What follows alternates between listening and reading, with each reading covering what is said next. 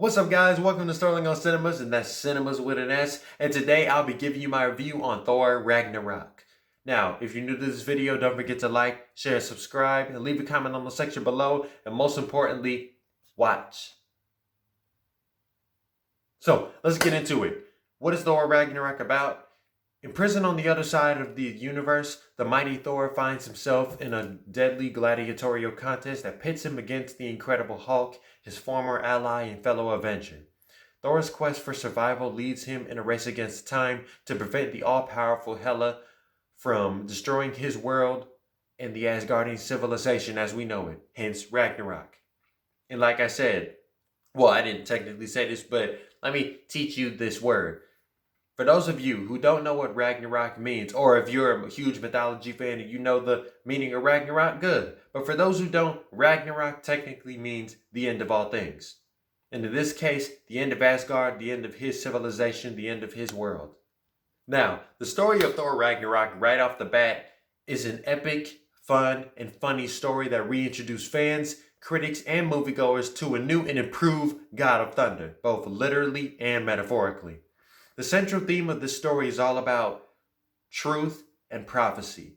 Because from beginning to end, we learned a whole lot of things in this movie. We learned that Thor's power isn't derived from Mjolnir, obviously. Hela is the firstborn. Technically, Thor wasn't the firstborn. He was the first son, not firstborn. And Hulk has been on Sakaar for 2 years, but we can pretty much predict that because when Ragnarok came out, we knew that it would be based off of the Planet Hulk storyline when Sakaar would be involved. And Asgard is not the place, but the people. This story certainly has a lot of Taika Waititi in it, also with its humorous but edgy tone. Because like, the first Thor movie of directed by Kenneth Branagh was more of a Shakespearean tone and a fish out of water tale. The second Thor movie was like an ancient war film with the dark elves, and this one is like a blast through space. It's like an epic space opera.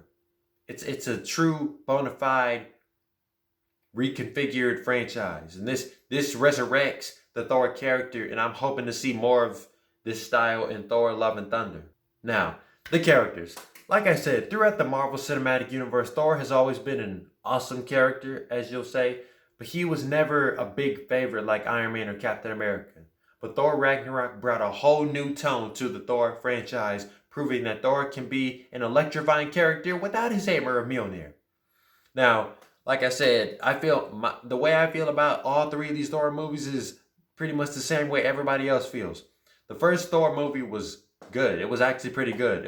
I love how we were introduced to Thor as this guy who always liked to win and dominate, and he was arrogant and prideful and always responded in brutality.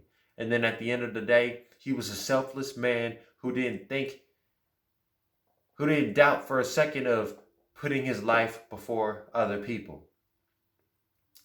And the second Thor movie just continued this character growth as he was a responsible king fighting off the wars and protecting all of the 9 realms. And in this one, ever since being off of Asgard and coming back to Earth, he said he's been having these dreams of Asgard up in flames, hence Ragnarok.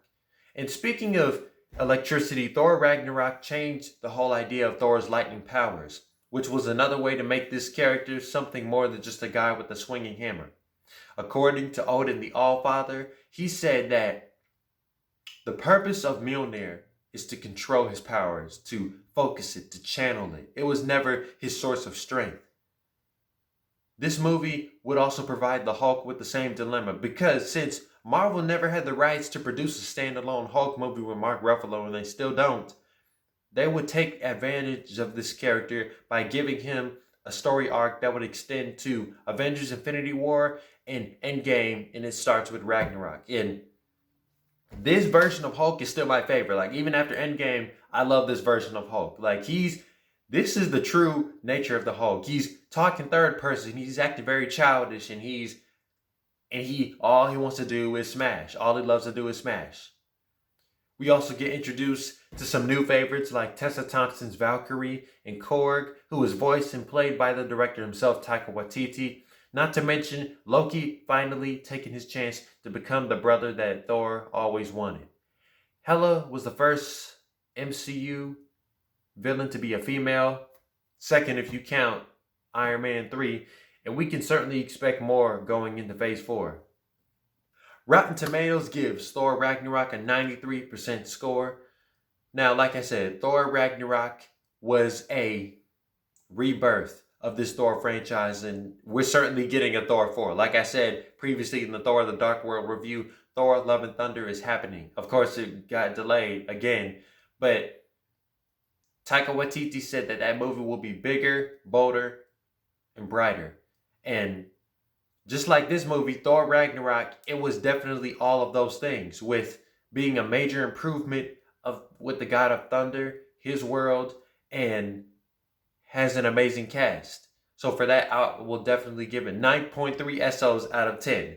So that is my review on Thor Ragnarok. You can let me know what you guys think about it in the comment section below, and I'll see you guys next time with my next video. Bye.